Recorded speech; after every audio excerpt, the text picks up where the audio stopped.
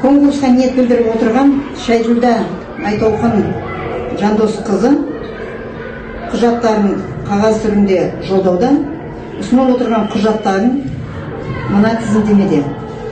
Құрметті әріптестер, қарап шықсаңыздар, демек, ондағы құжаттар тізімі 10-шы қосымшаға сәйкес нысан бойынша конкурсқа қатысу туралы өтініші, жеке басын куәландыратын құжаты, кадрларды есепке алу бойынша толтырылған жеке іс парағы, педагогтық үлгілік біліктілік сипаттамаларымен бекітілген біліктілік сипаттамаларына сәйкес білімі туралы құжаттарының көшірмелері, еңбек қызметін растайтын құжаттың көшірмесі, денсаулық жағдайы туралы анықтама, психоневрологиялық ұйымнан анықтама, наркологиялық ұйымнан анықтама, ұлттық біліктілік тестілеу сертификаты, 11-ші қосымшаға сәйкес кандидаттың толтырылған бағалау парағы.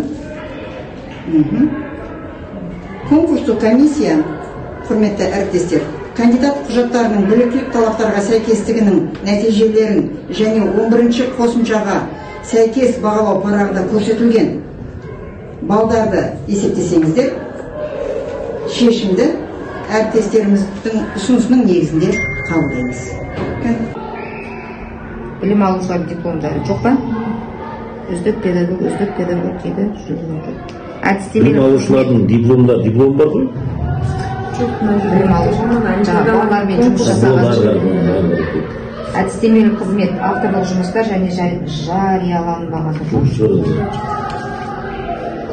Қоғамдық педагогикалық қызмет, көшбасшылық жүзеге асыру.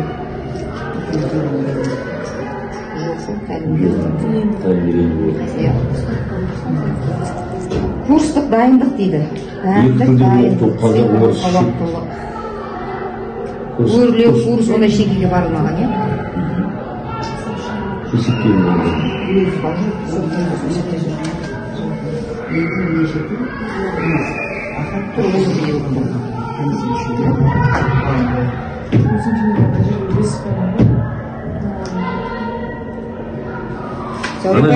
Bizde 5 koyarsak koyayım mı жерге?